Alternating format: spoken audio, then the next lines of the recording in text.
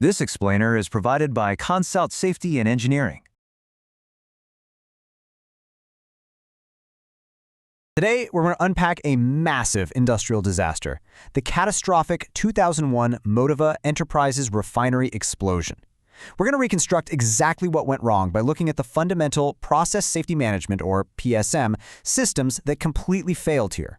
Because really, this isn't just a story about a tank rupturing. It's about the slow, systemic normalization of deviance that allows these kinds of tragedies to happen in the first place. So, here is our quick roadmap for today. We're going to cover 1. The anatomy of disaster. 2. Mechanical integrity. 3. Management of change.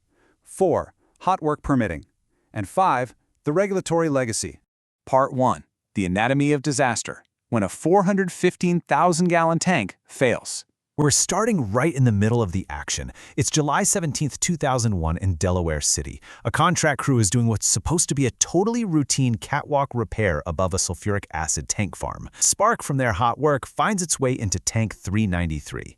This vessel is massive. It holds over 400,000 gallons. The vapors inside ignite, and the resulting deflagration, which is basically a super rapid, intense combustion, creates so much pressure that the tank literally rips away from its floor.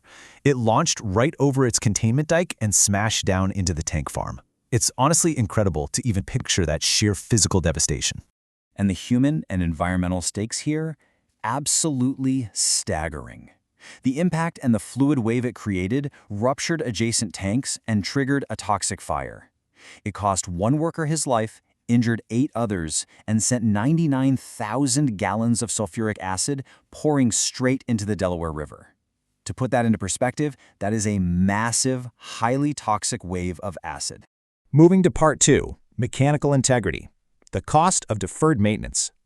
So you've got to ask yourself, how does a giant steel tank just explode like that? Equipment degrades over time, right? That's normal. But robust mechanical integrity programs are supposed to catch those issues. Take a look at this timeline, though. In 1996, an internal inspection was scheduled, but it was postponed. In 98, external leaks started showing up. By 2000, they actually emptied the tank twice, but still didn't inspect the inside. Ignoring safety warnings just became business as usual. Management was literally deferring critical maintenance just to keep the tank running and avoid downtime.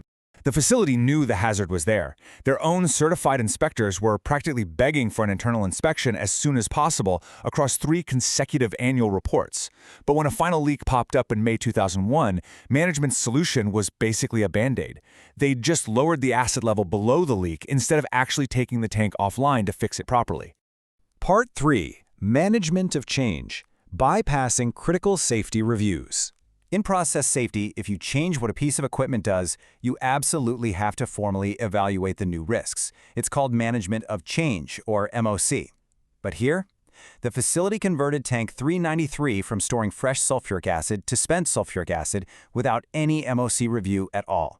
This is a massive oversight.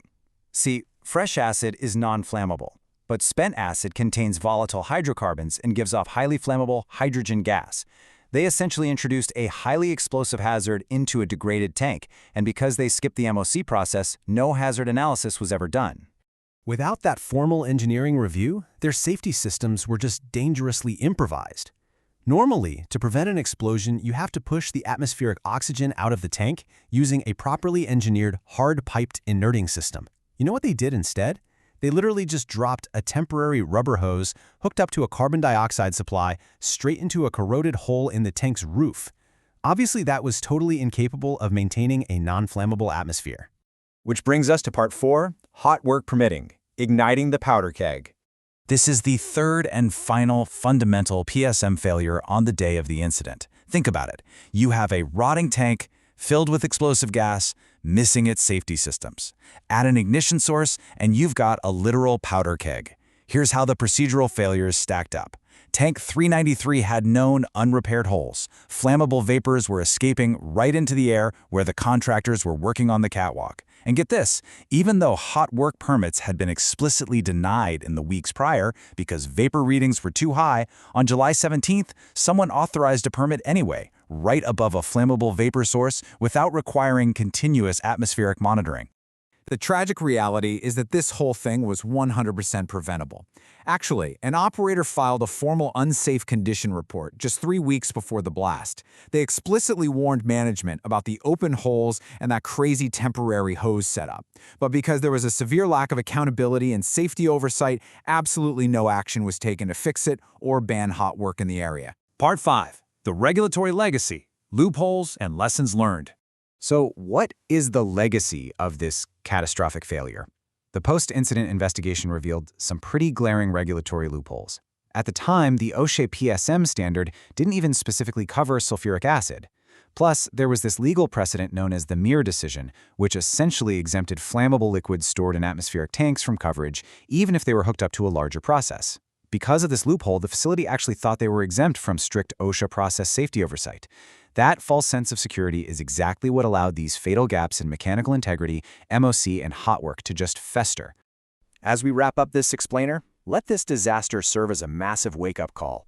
Process safety management elements are not just bureaucratic checkboxes, folks. They are life-saving methodologies. When mechanical integrity is deferred year after year, when changes aren't managed, and when permits are just rubber-stamped, a facility is literally just counting down the days to an incident. So I'll leave you with this question to think about. Are your safety systems rigorously enforced and actively protecting you, or are they just existing on paper?